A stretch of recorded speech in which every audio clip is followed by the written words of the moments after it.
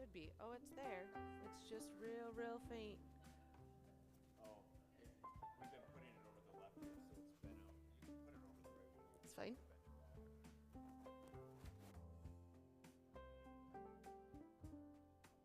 Hello? Oh, that's a little better, yeah?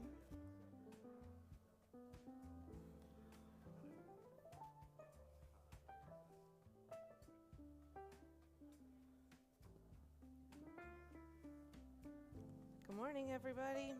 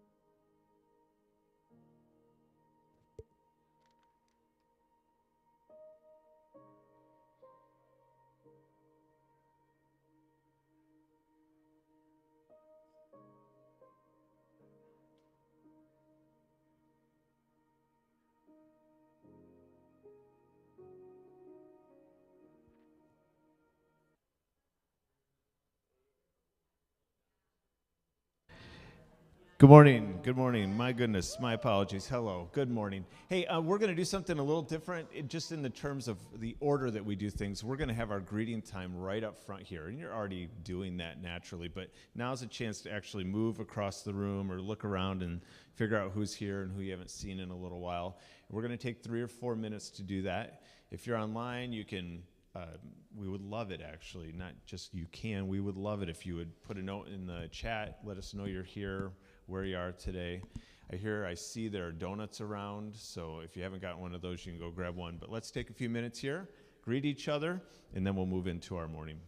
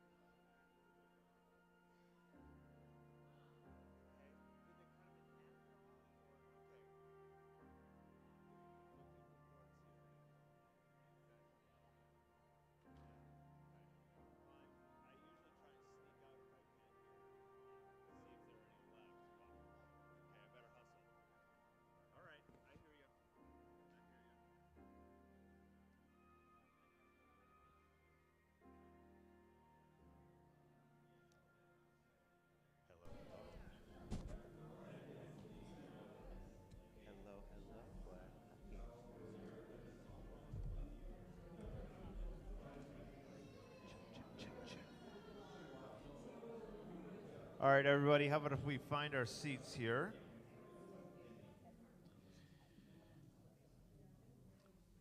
Welcome. Good morning.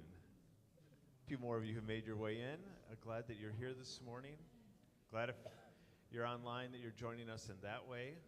The gift of technology. For all of its curses, it does offer us some wonderful things. I want to have a few announcements this morning to get started, and the first one, I'm going to ask Dale actually to come up so that he can tell us about it. This is the book club and the current book that group is walking through. So here's Dale. Here's the book, Bill McKibben's Here Comes the Sun, and I just my quick pitch on it would be. We did one meeting a week ago, Saturday. We're going to do the next one this coming Saturday. So if you missed the first one, you can still come to this one.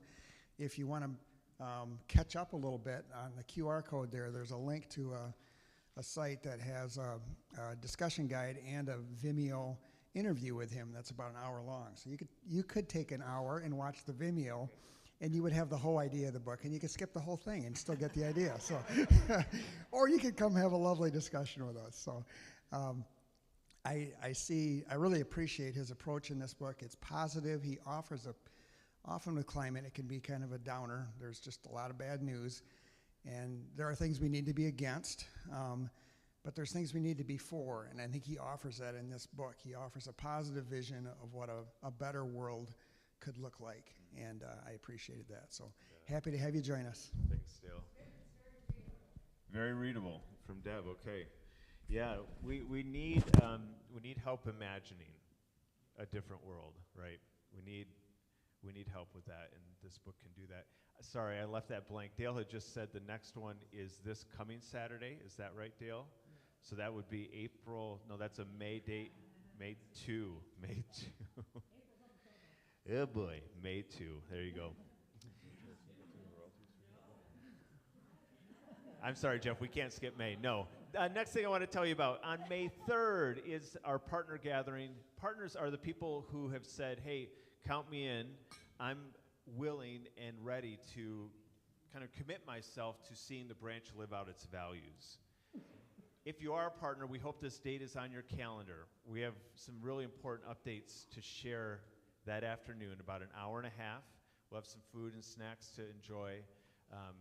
We would love for you to RSVP to that. That is in the Church Center app.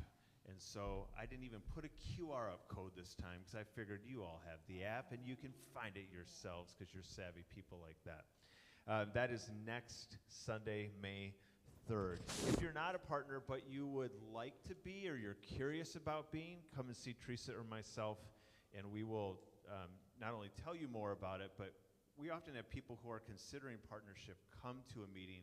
It's really the best way to kind of learn about what it means to be a partner. So that's next Sunday.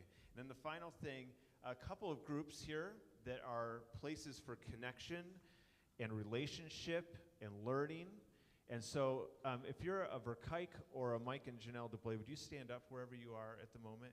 I know, I didn't tell you I was going to do this, but I want you to see these are the people who are leading this resilient faith group. And Matt and Lindsay. Yep, and Matt and Lindsay. And Matt and Lindsay. What's your name? Listen, my brain is holding many, many things. I apologize. Sometimes it misses things, and it did. Matt and Lindsay, Mike and Janelle. Mike was not here. He's not here, so he's not standing up. Jeff and Sarah. Talk to any one of them about what they're doing. This is every Wednesday at the Verkijk's home. And then Mark is in the back there at the sound booth, and Heather's right here in the back row, waving her hand. Mark and Heather host the Bema group, Sundays, 6:30. That is not every Sunday. That is the second and the fourth. Yep, I did have that right. Second and the fourth Sunday, 6:30 at their home. These are great places to connect again. If you're looking for taking that next step of feeling like, oh, I know people here, and I'm also moving in a direction with a group of people, either of those are places to do exactly that. Okay. We're going to do one more announcement a little bit later on in the morning. Well, let's move into kind of the thing that I think we come here for, which is these practices that communities of faith have that are meant to recenter us in a crazy, chaotic, not only world, but just life, right? In all of its fullness and running. We need spaces where we can kind of take a breath, remember what's true, ask ourselves, like, am I moving in the direction I want to be moving in, right? These types of spaces are important, and we hope that this on Sunday morning is one of those spaces.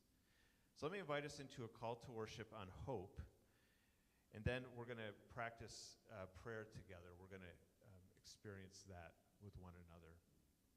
But our call to worship is about hope because this is our theme here for the next few weeks. If you join me, your part is in gold there.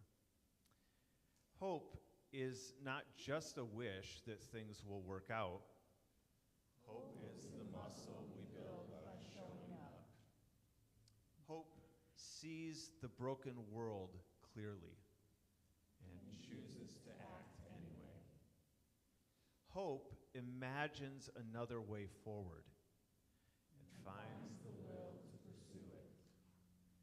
But let us not forget, hope is not something we create by our own cleverness or strength. Hope springs up in community. God works through us to provide what we need. So let us join our voices in song and prayer, and in doing so, find love and hope rekindled. Amen. That is our hope this morning. No pun intended. We have a prayer practice around here that we try to help ourselves remember by having these three words that start with the same letter: praise, protest, and petition. I was thinking this morning about how prevalent fear is in my life and in the world at large. What a powerful motivating factor fear is. The way in which corporate America tries to leverage our fears to sell us things. The ways politicians, again, try to play to our fears to get us to vote a certain way. The way our bosses maybe use fear to get us to act a certain way. And we do it to each other, of course, right? In our close relationships. And then we have all this internal fear that we're carrying around every day. Things that we are really worried about, scared of even. And one of the great antidotes to fear is gratitude. Pausing and looking and saying, okay, there is fear in my life and in the world, and there's so much goodness and love and joy and all the things to be grateful for. So that's what the praise is about. It's an antidote, I would suggest, to fear. Protest is naming the things that we might be scared about, or naming the things that worry us. And you know, when you name something, what you're doing is you're looking it in the eye. And you're saying, I see you. And I'm going to call you out. And when we do that, whatever that thing is, it loses some of its power over us. And so we protest. And then we petition. We say, God, help. I need help. So we're going to do that here this morning. I'm going to give you just a moment to think to yourself on your own about those three. And we'll start with praise here in just a second. I'll walk around with a microphone, and if you're feeling spunky, you can share with us out loud what you're grateful for this morning. We'll move through all three of those. But let me give you just a moment here to just, again, take a breath and consider these three things.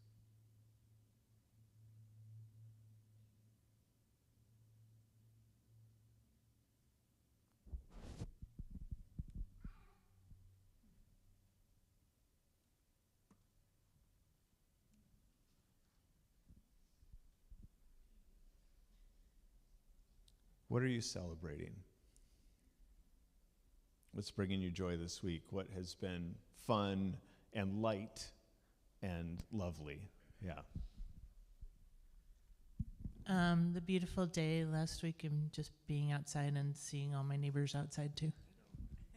People are alive. They are alive. They are living. Yes. What a gift. Celebrating that a family of 6 can spread 8 yards of mulch in about 2.5, 3 hours. Hey, come on. All right. Crowendikes, way to go. I assume that was your family anyway. Yeah. Okay. All right, kind of along the same lines, just budding trees that remind me we made it through winter. Yes. They made it. They're alive and well. All is not lost. Finally got the new episode of my series finished. Oh, if you didn't know, you can follow Eamon on YouTube and just enjoy. That's all I'll say. Eamon, what's your handle? How would people best find you? What do we look? Do I just search Eamon Winkleman? I know how to find. Okay. Okay. Yeah, you might adult first. An adult screening might be required. Yep. Yesterday was Independent Bookseller Day. Oh, okay. And we went to 2 different bookstores, and it was just fun, the type of people that were there. Somebody recognized Zach's women's hockey league sweater, so he got to geek out with somebody about that. And yeah, it was just a fun way to see another community. Love it. Thank you. Beautiful. Anybody else? Anything else? Yeah. On Saturday, I'll have a college graduate, which is a praise and maybe a protest. I don't really know. Things can be both at the same time. Yes. Yeah. Sorry. Sometimes it takes me a while to get back. Yesterday, we discovered chili momos at the Himalayan restaurant. Yeah, I have so many questions as well. Himalayan restaurant. I didn't know that was a thing. Where is this? It's right next to El Arriero near Schuler's. Right by Schuler's down. No, Paris Cafe. Okay. Oh, interesting. Yeah, that little nook there, just driving by, I don't see it. Okay, lovely. We had food from a Venezuelan restaurant on Friday night, which was super fun and similar but not, and really a great experience to have other cultures to enjoy. Oh, I'm sorry. Is there another one up front here? Yes? No? Yes or no? It was close. Oh, you got to play with one of your best friends yesterday. I love it. No, you didn't. But you did. I'm going to believe your mom over you on this one. I'm sorry, buddy. Yeah. There's a lot of goodness in the world and in our lives, and we give thanks for those things. What is not as it should be?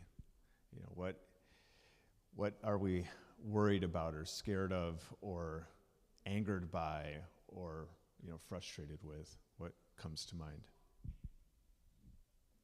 This is not maybe as fun, but it is as important, I would say.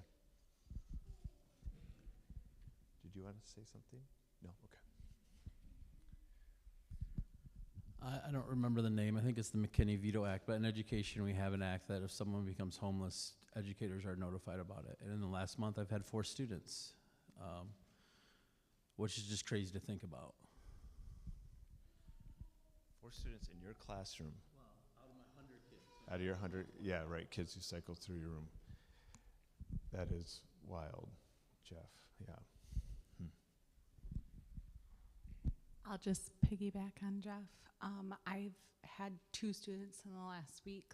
One just didn't come back, still hasn't come back, and we don't know officially where she is. And then another one that just has been with me for a month and then just moved again to Ohio. So this is going to be probably her 3rd or 4th school, in the year, and she was just getting to know everybody and feel comfortable and just, yeah. Yeah, thanks.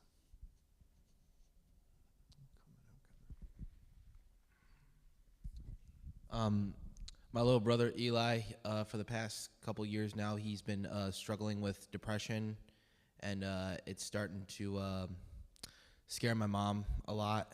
And he's struggling to find a job because of his depression, and I just want things to be better for him. Thanks, Eamon. Eli used to play drums here in what feels like not that long ago in some ways, and of course was quite a while ago already. We love Eli.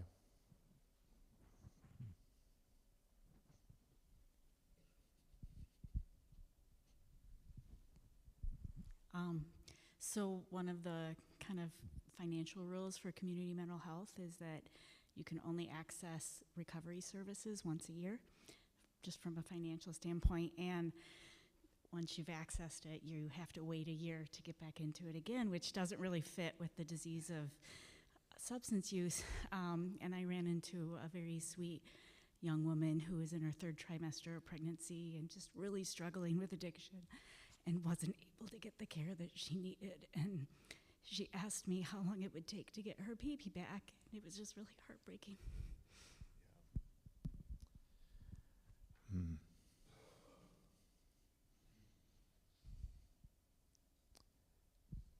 Thank you for what you do every day for so many people around here who carry heavy, heavy loads and walk with people through really difficult things, sometimes things that don't have answers to them. There's still active war in Ukraine 4 years later, and there's so many other horrible things happening in the world that we kind of have forgotten about that, and that doesn't feel fair. It isn't fair. Yeah, it's definitely not fair. Raging on every day, right?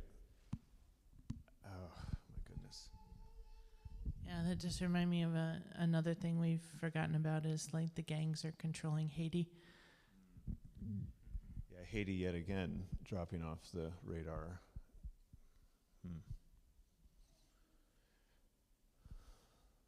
It's heavy, yes? It's a lot. It's a lot. Our military is publicly acclaiming the Crusades, fighting with the Pope, and seeking autonomous AI-guided weapons. It's all very concerning. Mm-hmm.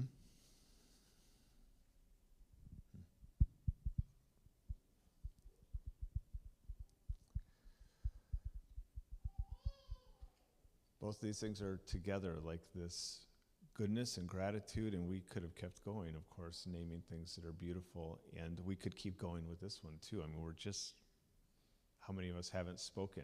You know, how many of us haven't said anything about our own lives and what isn't the way we want it to be? Both of these things are true at the same time, and they raise a question: what do we need? This one is, I think this is a hard one for us. I'll just say that. To name out loud, and maybe especially to name publicly, like to pass the microphone to you and say, and you're going to tell us what you need. That's hard to do. It's hard even if we're just thinking like, well, what do we need collectively? But I want to invite you to think about that for a moment. What do you need, or what do we need to be the people that we want to be and feel called to be, to see the world changed?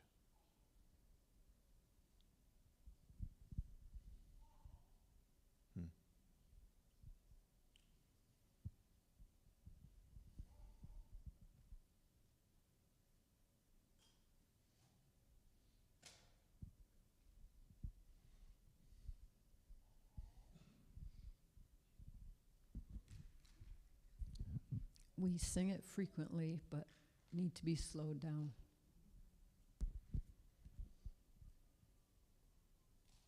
Amen. Yeah.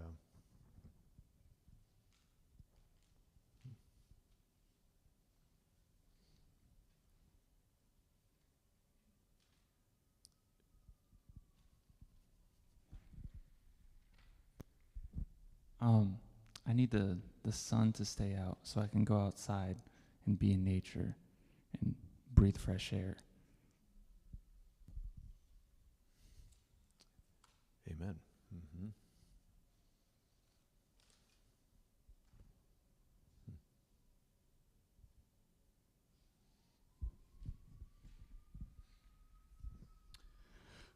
I need to give up on doing things my way and letting God and Jesus show me the right path.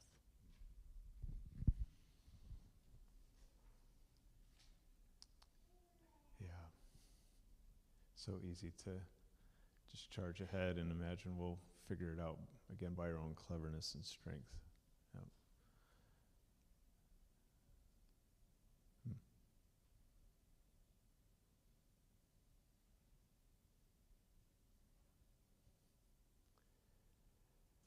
Let me just invite you to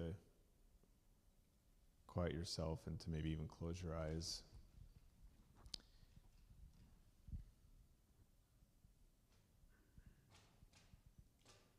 And let me invite you to just say to God what it is that you need.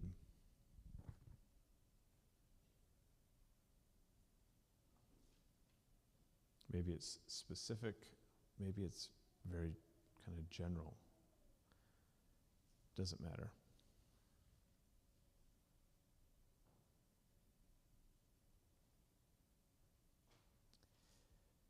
God, we believe that you hear us and that you meet us in our need. That your Spirit is with us, walking, guiding, helping, encouraging. May we be aware of your Spirit and open to your leading.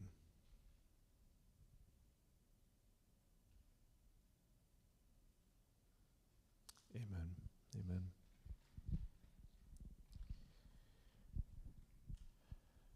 Let me invite the musicians to come on up. This is a good segue, and Joan, we are going to sing about it. So you couldn't have hit that any more on the head. We took probably longer doing that than we should have, or than we were planning on doing it, but it is just so important to slow down and to have a moment to take a breath and to check in. So we get to do that now through music. Let me invite you to stand if you're able and to join us here in this song.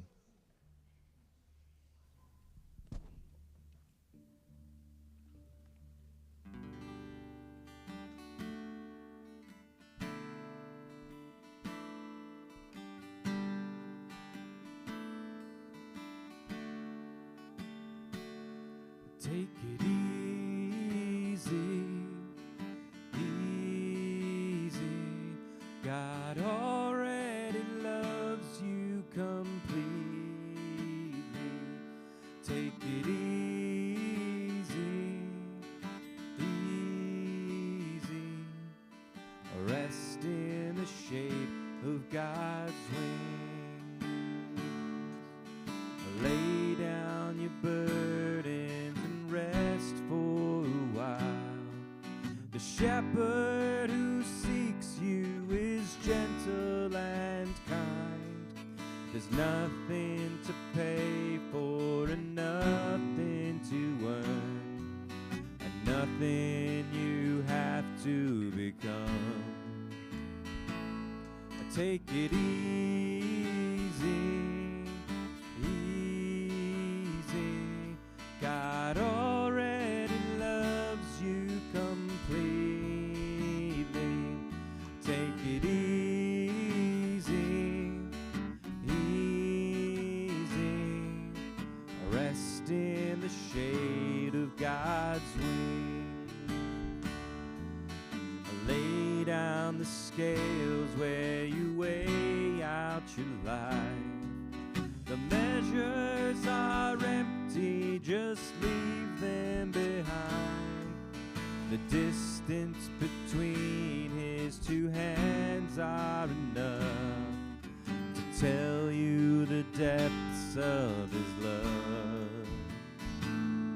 Take it easy, easy. God already loves you completely. it easy, easy. Rest in the shade of God's wings.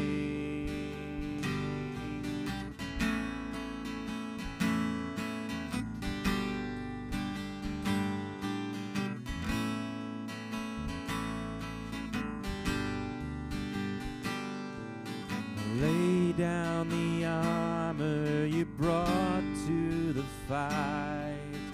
Lay down your weapons and lay down your strife. God's on your side and won't let you go, and already loves who you are. Won't ask you to be something more. Take it easy, easy.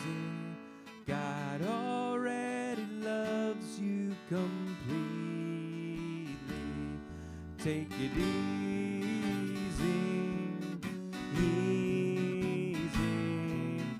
Rest in the shade of God's wings. Take it easy, easy. God already loves you completely. Take it easy, easy. Rest in the shade of God's wings. Rest in the shade of God's wings. Rest in the shade of God's wings.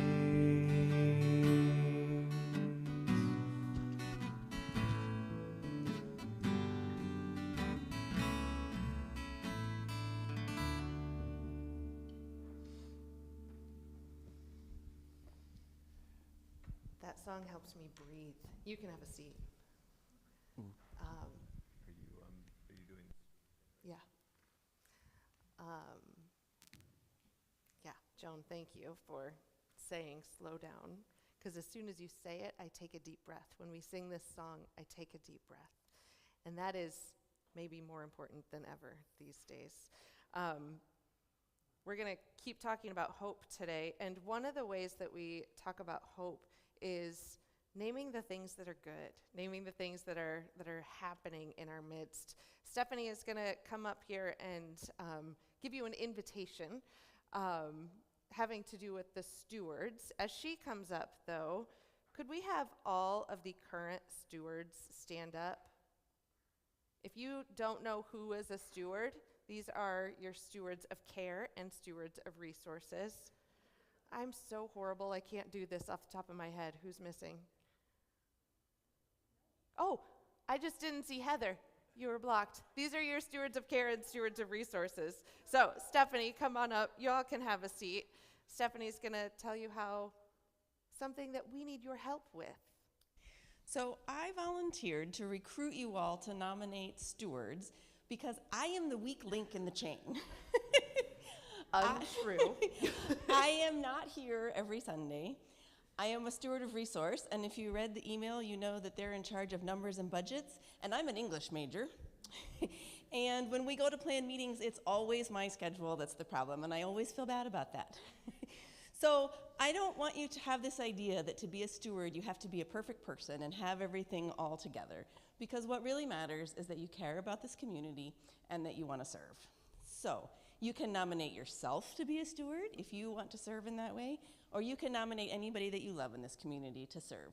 And the email's right up there. You can take your phone out right now, because we would like to have your nominations today if possible, or at the latest tomorrow, so that we can all meet and welcome new stewards. So, thank you, Stephanie. Lies about she's the weak link. Truth about there is no such thing as perfect, right? So a willing heart is really all we ask for. And 3 years of your time. It's fine. One more thing. Okay, stewards, stand back up. Sorry, I told you we were going to do that. I didn't mention to everybody else, If you have ever been a steward at the branch, would you please stand up? Yep, yep, yep. There's a, that was not a tactic. That was not a way. This is so you can look around and say, these are the people who have chosen to step up. And our community is not a huge community, but look at who has chosen to step up. Like everybody, right? So, all right, you can have a seat. We have largely, with one exception, never had a repeat steward in the 20-year history of the branch. Jeff is the only exception of that, and he was filling he's special. He is special. You were also filling a gap of a term that Nate left open, right? So, Nate, it's your fault. We still love you, and Nate is eligible for nomination. All of those nominations, by the way, you don't have to check with the person first. You can just send us their name. We will not put anybody up for public nomination without speaking to them first. So you can just send us their name and say, hey, we think this person will be a good fit. We'll talk to them, I promise. So, all right. All of that to bring back a little bit of hope too, right? It is, as you all were naming the moments of protest, the items of protest, I kept thinking we need hope more than ever in this world. So I'm glad we're taking some time to talk about it and to be honest about hope and what it is not. Chris talked last week about what hope is not. And we've been using this book by Marianne McKibben Dana called Hope, a User's Manual. It's a great book. There's a podcast that goes along with it. Highly recommend it. And she, in her first section, tries to debunk a little bit of what myths of hope. And Chris talked about this last week. You can grab the podcast there if you want to. Hope is not cause and effect. It is not future-proofing. It is not a prediction. It's not charging into the future. It's not even the opposite of despair. It's not solace. It's not toxic positivity. It's not optimism. So if it is not all of those things, well, what is hope? So today we're going to talk a little bit about what hope is, what hope might be. I'm not going to give you this cute little definition. I tried to come up with one, and then I realized that's kind of not the point, because hope is bigger than something that we can define. So we're going to talk about some ideas about what hope might be. There's, again, 8 or 9 of these things. We're not going to dig into all of them, but we'll briefly talk about them. And then we'll look at how some of these themes played out for a people who were living in exile. Some would say a hopeless situation.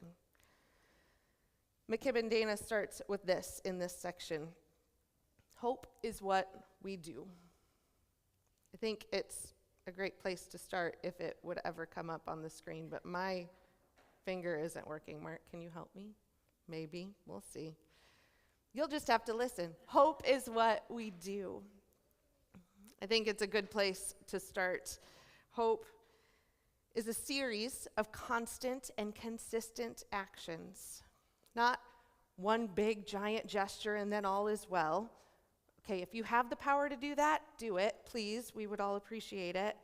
But most of us don't have that kind of power or influence. We can't wave a wand. We can't sign an executive order and have things change instantly. Sometimes for me, I don't know about for you, but knowing that I can't make the big change feels a little paralyzing. But hope doesn't stay paralyzed. Hope takes a step. It might be a small step or small action, but it does something. Hope takes stock of what we can and cannot control and acts on what we can control. The other part about that phrase that I love is that McKibben Dana uses we and not I. Hope is what we do. Because sometimes I don't have it in me to do anything.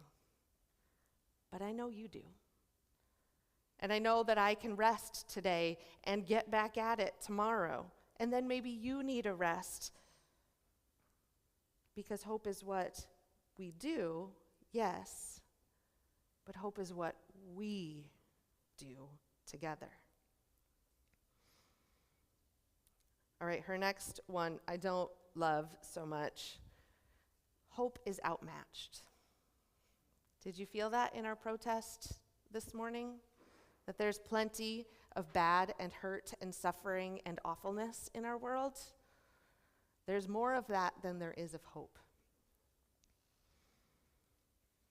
I wish it wasn't true, but hope also requires honesty about where we are in the world. McKibben Dana says, if hope outweighed suffering, we really wouldn't need it, now would we? But she also goes on to remind us that hope is enough. Can I invite you to imagine something? Maybe close your eyes if you're comfortable doing that, and picture a single dot in your mind. That dot represents one small act of hope.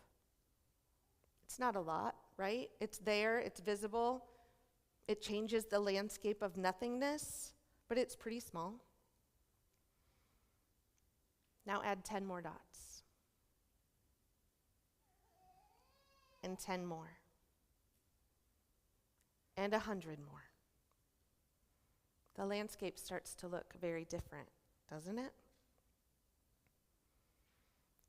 Go back to that single dot in your mind. Now picture that dot traveling in a line. It hits another dot, and together they get bigger. That new dot travels and hits another dot and gets bigger, and travels and hits another dot and gets bigger and bigger and bigger. It grows even more. You can open your eyes. I know it sounds cliche, but our small acts of hope really can have a ripple effect. We might never know the effect that we have had, but remember that hope is more like music than a math equation. Sometimes, sorry Elizabeth, 1 + 1 makes 1.5, and sometimes 1 + 1 + 1 + 1 makes 100. We don't know what impact our one small act will make. So we act, believing that hope is enough. Hope accepts and refuses to accept. Hope is honest. It names reality. It does not sugarcoat. Hope acknowledges that things are bad. And hope refuses to believe that there's nothing we can do. And hope is tenacious about it. Hope is either on or off. McKibben Dana uses the example that nobody is just a little bit pregnant. They are or they aren't. She says the same is with hope. You are a person of hope or not. That doesn't mean we show up perfectly all the time. It doesn't mean we fix things all the time. But it does mean we consistently show up. We consistently do something. And hope holds things loosely. Hope is flexible. So when a situation changes, we're willing to adapt with it. When something isn't working, we're willing to change course. When something is working, we're willing to wonder what else we can do. Hope is the opposite of we've always done it that way. And lastly, hope is the long view. It's the reminder that McKibben Dana says everything we do is generation level work. We might not see our work come to fruition, but maybe somebody else generations down will, and that matters. I had the privilege to travel to Europe last summer with my family. When we were planning this trip, both of my teenage kids came to me at separate times and said, "Hey, can we go to Cologne to see the cathedral?" I'm like, I don't know what you're talking about, but let's look. And yes, because when two kids make a request like that, the answer is yes, if at all humanly possible. I'm so glad I listened to them and took their advice. The building is incredible. The time spent walking through it was nothing short of holy. I have no other words to describe it. This is the inside of the cathedral. So essentially, it looks like where we gather every Sunday morning. The outside, similar to, I'd say. There's no filters on this, friends. This was my phone camera that went bloop because we walked past it outside McDonald's. Weird. It is stunning. It is an incredible work of architecture and artistry all in one. The pictures don't do it justice. But what you don't see in the pictures is the history of the building. This cathedral was not built in a few years. It took, ready for this? Over 600 years to build. The people who drew out the plans and planned it never saw it to fruition. Their kids and grandkids never saw it to fruition. They planned it, they started it. They had to know they would never finish a project of this magnitude, but they trusted that others would carry out their vision. When we were walking around, we all wondered if the end result was actually the design that started out, or if others had put their spin on it. This stunning building is a reminder to me that hope is the long view, that when you start something, you might not see fruit, you might not see anything, but somebody will. As people of faith, our hope is rooted in our belief that ultimate goodness will come to be one day, and that we have work to do to make that happen. Let's look at a story from the book of Jeremiah, chapter 29, starting at verse 4. This is what the Lord Almighty, the God of Israel, says to all those I carried into exile from Jerusalem to Babylon. Okay, we're going to stop and pause a few times here. We're not just going to read the whole thing through. Right off the bat here, we get a couple of context clues. One is that this is a people living in exile. They were not in their own homes. They were not on vacation. They were forcibly removed from their land, the promised land, into exile in Babylon, which is modern-day Iraq. This was not a life of ease and comfort. This is not where they wanted to be.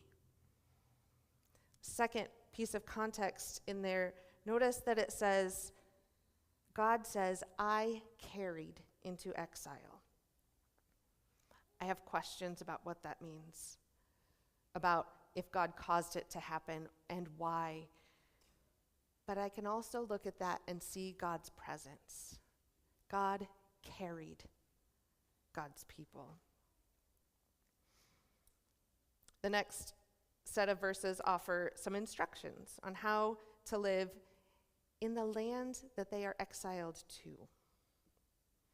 Build houses, settle down, plant gardens, and eat what they produce. Marry and have sons and daughters. Find wives for your sons and give your daughters in marriage. I have questions about that language too, but times. So that they too may have sons and daughters. Increase in number there, do not decrease. In other words, live. Don't give up. Live as though you believe in your future. Plant seeds for a good future. Literal seeds and figurative ones. As I was reading this week, I couldn't help but think of Palestinians who were also exiled from the same land, exiled by modern-day Israel. These Palestinians have not given up on living. They've planted gardens, they've built houses and had babies and welcomed others into their home. They rebuilt houses when their houses were torn down. The stories that come from that land are horrific. The people are harassed and arrested and killed, and yet They choose hope. They bring beauty and love and goodness and therefore hope into whatever space they are in. The necklace that I have on that I wear quite often says hope in Arabic. I bought it in one of these Palestinian villages in 2020. It is my reminder to keep going, no matter what, because hope is what we do. Verse 7, and more instructions for these exiled people. Seek the peace and prosperity of the city to which I have carried you into exile. Pray to the Lord for it, because if it prospers, you too will prosper. Work for the good of the city in which you find yourself. You don't have to accept the way that things are. Do something. Change the way things are. Because hope accepts and refuses to accept. Yes, this is what the Lord Almighty, the God of Israel, says. Do not let the prophets and diviners among you deceive you. Do not listen to the dreams you encourage them to have.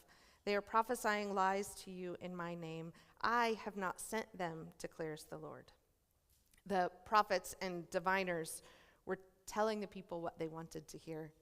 You'll be home soon. Just wait. Be patient. This won't last long. Don't spend any time investing in what you have here. But this is what the Lord says. When 70 years are completed for Babylon, I will come to you and fulfill my good promise to bring you back to this place. For I know the plans I have for you, declares the Lord. Plans to prosper you and not to harm you. Plans to give you hope and a future. Is this last verse familiar to any of you? Yeah? It is graduation season, as Stephanie said. If you weren't aware of that, just wait for all the red puffy tears of Stephanie, me, some others in the room. This verse was spoken a lot during graduation season when I was in high school and college.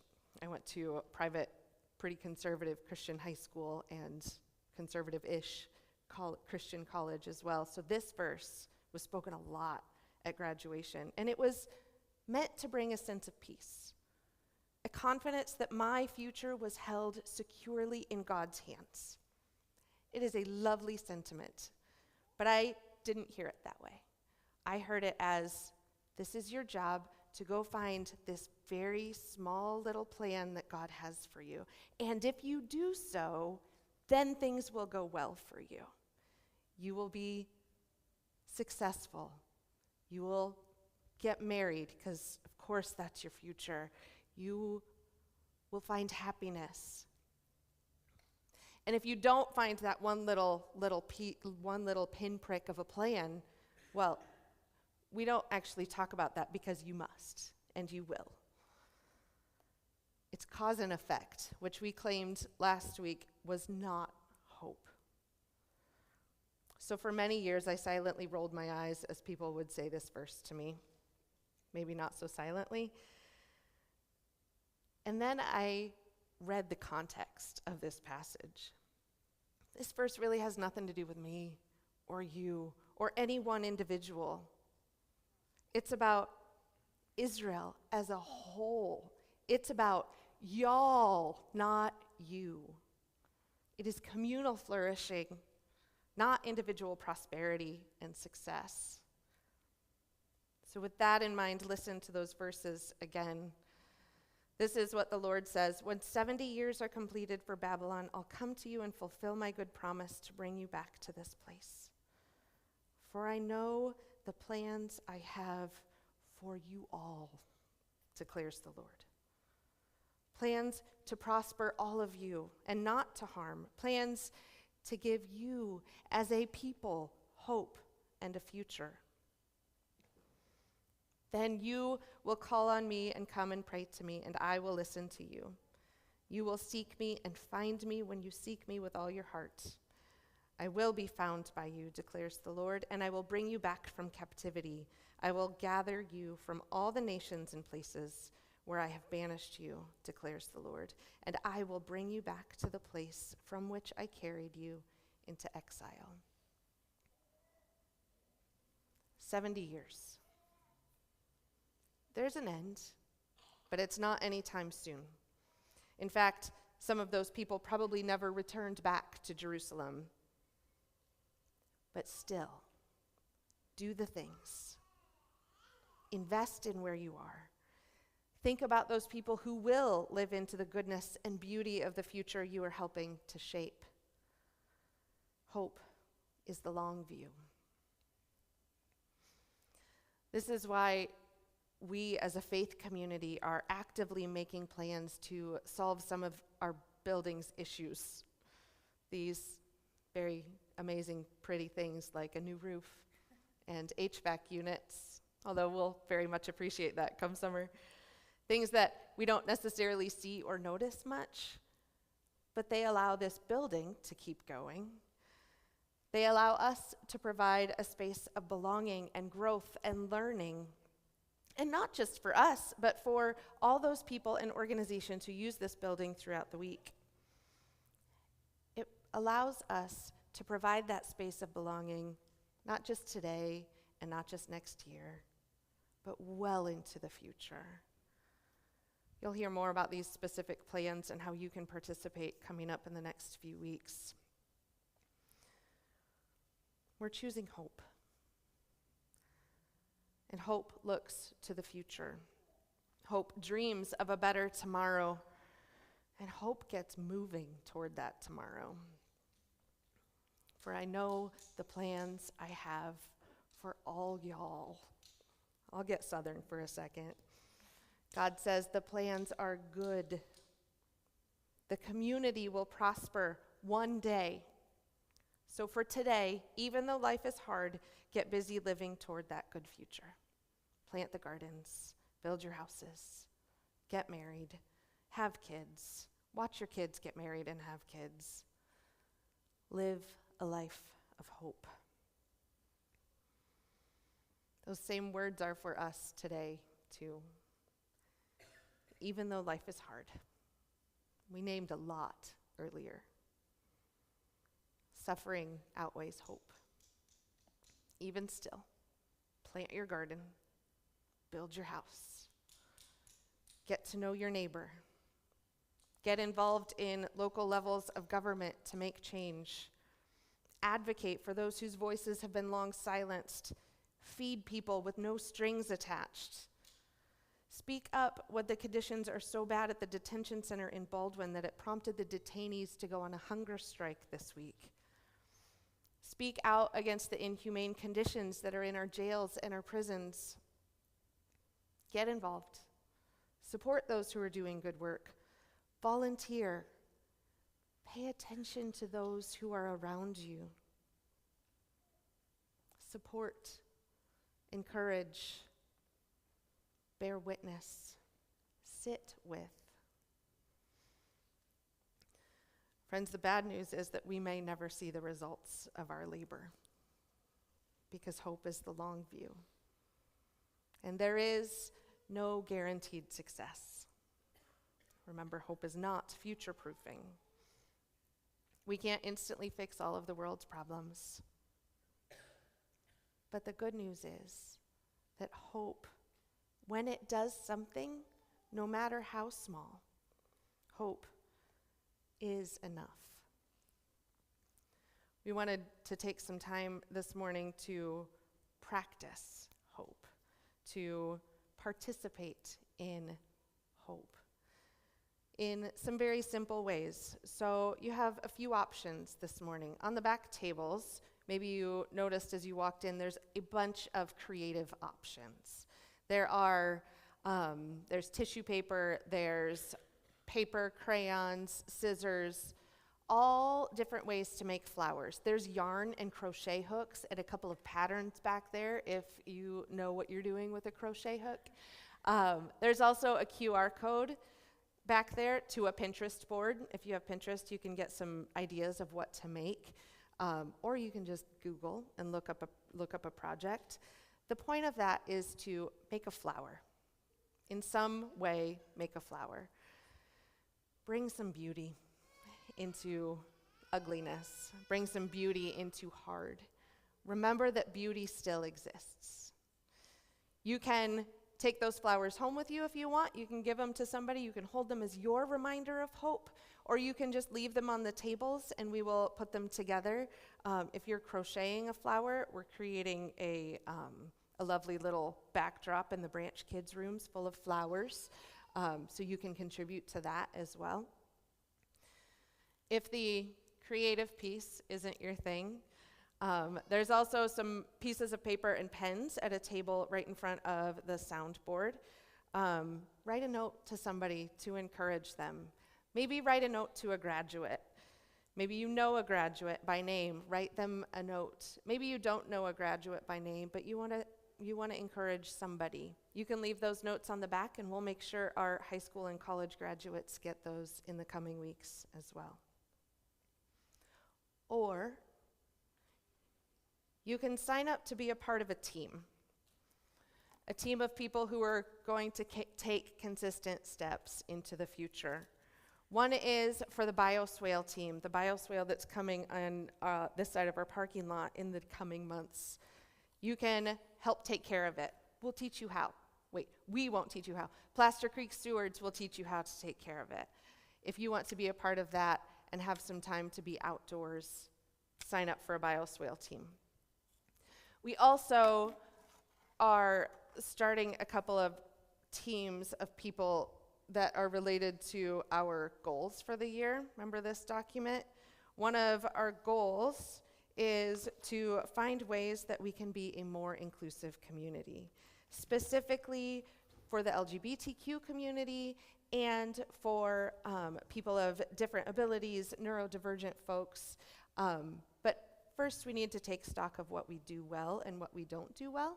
We have some really great resources from the RCA and from Room for All, which is a group of RCA churches that are LGBTQ affirming. We have some really great resources. We need some people to go through those resources to say, yep, did that, good, we're good there, oh, we're not good here. Let's do this thing. So if you would like to be a part of one of those teams, those are our new inclusion teams. You can sign up for that here as well. We're going to take like 10 minutes to walk around and to do these activities. Part of that time is also communion. You are invited to come and serve yourself communion and remember the greatest act of hope there ever was in Jesus' sacrifice and gift to you. There's gluten-free crackers, there's bread, there's juice. Feel free to come, eat right at the table, eat and drink at the table. Pause, slow down. Remember gift of goodness. Remember the ripple effect of Jesus' hopeful act that continues through us today. We'll end with a song after a little bit, but we'll invite musicians to come up in a little bit. But first, you are welcome to go practice hope. Participate in hope together. Go throughout the room in whatever stations you want. Ready, set, go.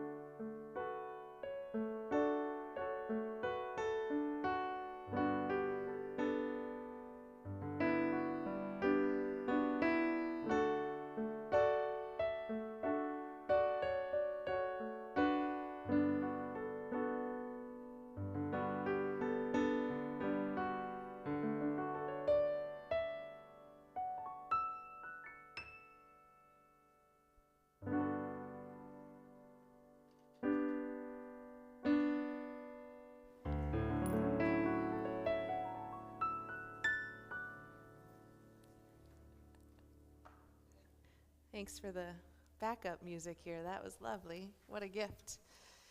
Bringing hope and joy and beauty into the world in whatever ways we can, right? You are welcome to continue whatever project you're making. I cannot wait to see what's coming out of that back table here. So many of you have signed up for these teams, and I see you're writing notes. Thank you for being people of hope and for partnering with one another to bring hope to the world. We're going to sing one more song here. If you are still working, continue working. For the rest of you, if you would like to stand and join in one final song, Kevin and Zeke and Josiah are going to lead us in that.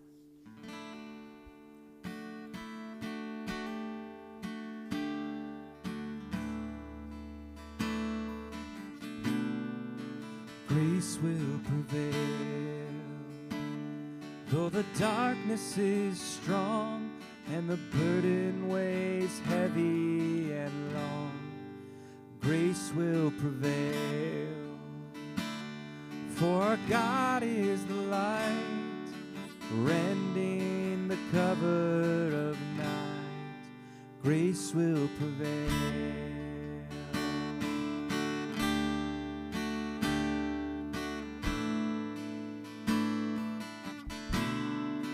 Grace will prevail in the valleys of shame, where the echoes of failure remain. Grace will prevail. With a cry to the Lord, there's a mountain of mercy in store. Grace will prevail. Wait for the Lord our God. Wait for the Lord our God. Wait for the Lord our rest and reward and our peace. Grace will prevail through the wreckage and storm, and the brokenness washed on the shore. Grace will prevail. In a nation we cry, God is with us and weeps by our side, until the day they forever run dry. Wait for the Lord our God. Wait for the Lord our God. Wait for the Lord our rest and reward and our peace. Take heart, He has overcome the world. He has overcome. Take heart, He has overcome the world. He has overcome. Take heart. He has overcome the world. He has overcome. Take heart.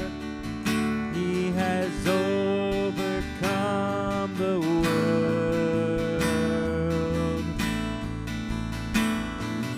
Wait for the Lord our God. Wait for the Lord our God. Wait for the Lord our rest and reward and our peace. Grace will prevail.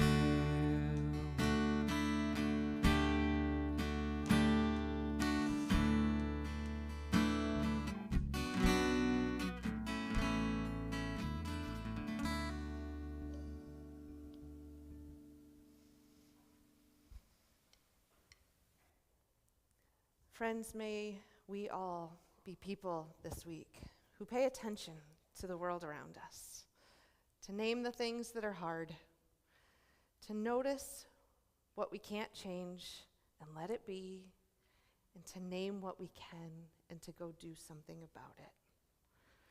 May we be people who choose hope this week. Go be those people, friends. Thanks for being here. It's good to see you. And complete anything you're finishing, that is fine. We'll see you next week.